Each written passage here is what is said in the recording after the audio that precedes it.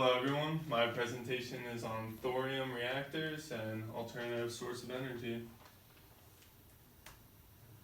Okay, so overview, I have my abstract, pros, cons, the price of thorium as compared to other nuclear sources of energy, molten salt reactors, which I'll explain a little bit more about that later and why it pertains to thorium, other drawbacks of thorium as compared to other nuclear energy sources, and of course references.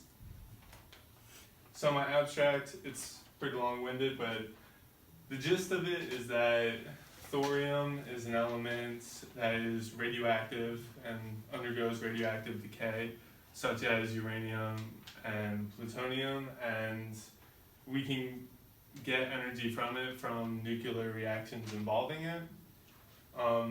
There are benefits such as no production of transuranic atoms, which are wasteful atoms that also undergo radioactive decay and are harmful to humans that we would have to store for tens of thousands of years. So with thorium, we don't have that problem like we do with uranium and plutonium. So another pro of using thorium as compared to other sources of energy is that it would extend the nuclear fuel resources on Earth by 2 orders of magnitude. So this stuff is everywhere, and there's a lot of energy to harvest from it. Some downsides though, which there are a few, lack of experience with thorium. It's a pretty new technology, new in the field. We don't know much about it, and we're still looking at new ways to harvest energy from it, and difficulty of preparation of the starting materials. So the big thing with thorium starting materials is that you have to begin with thorium oxides. This is also true for other nuclear sources of energy like uranium, plutonium. Start off with the oxide, and then you have to heat it. Problem with thorium is that you have to heat it much higher than uranium in order to be able to use that in a reactor. So next slide. Okay, so why isn't thorium used? If this is so good and it's a good idea, why not? Technology isn't far enough along. There's some drawbacks that we'll get into that don't have all the problems solved yet.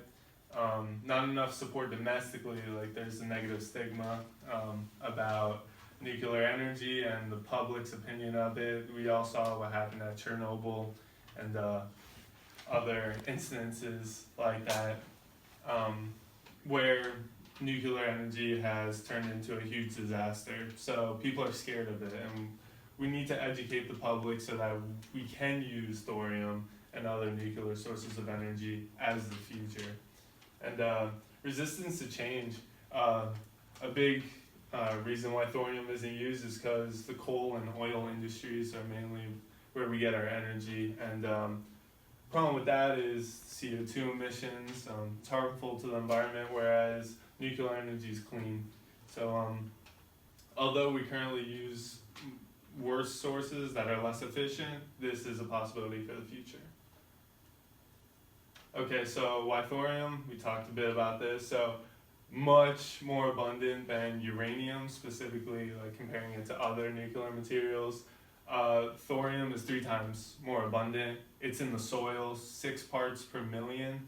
So we can dig this stuff up in your backyard as compared to uranium, which it's harder to find in the Earth's crust.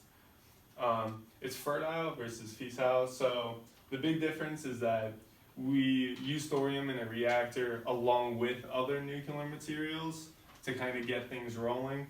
Thorium, when it's used, doesn't produce as bad, as harmful waste as say uranium, and it does help with the process a lot. Fissile means that it would break apart and make like pretty radioactive waste. So it can be used in molten salt reactors. Like I said, we'll touch on that a bit more later on and why that's useful. Overall, it's more safe and than most current energy sources. Okay, so this is the abundance of thorium. Different countries.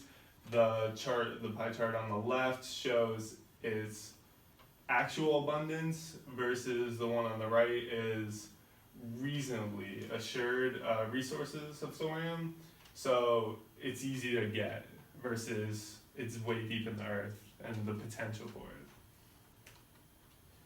Furthermore, safety. So energy safety deaths per terawatt hour of power produced is way high in the coal industry, which is where we get a lot of our energy, versus nuclear in general is 0.04, and thorium reactors are even less than that.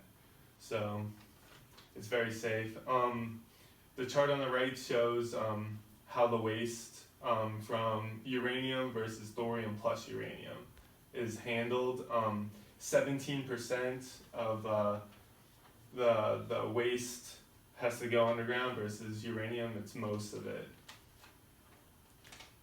So the price of thorium, just a bit much cheaper than other forms of energy.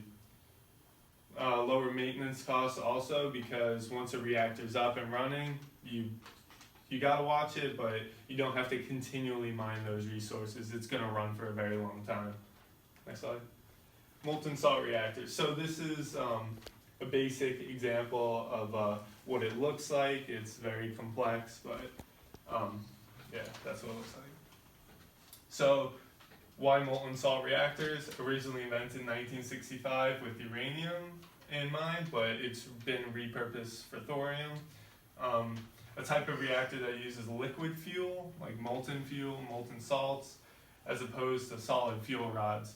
And why that's important is because it can't melt down then. It's already in liquid form. So one of the reasons why a reactor would melt down and you end up with Chernobyls and other instances like that is because the rate of fission gets out of hand. Whereas if it's already in a liquid state, the rate of fission is stable. And you don't have the potential for big disasters. And also, the liquid fuel leaves less radioactive waste for a shorter period of time. So overall great for the environment. So more possible drawbacks. You can produce atomic bombs from thorium. You use thorium to make the uranium isotope that you need for it. So that's risky, especially in dangerous places where there are terrorist organizations. If we give them nuclear energy, or they themselves produce nuclear energy, they could always turn that into something more dangerous. Potentially high neutron leakage. So neutron leakage is pretty much the amount of neutrons that will leave the reaction, so to speak, and be caught by a safety net that we have to put around the reactor. So that's actually being looked into right now. Pretty much all the flaws with thorium are being looked into right now and possible fixes.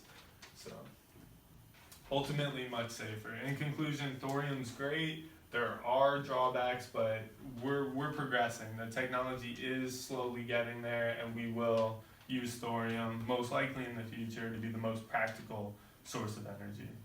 And these are the references for all the research that I've done. And thank you.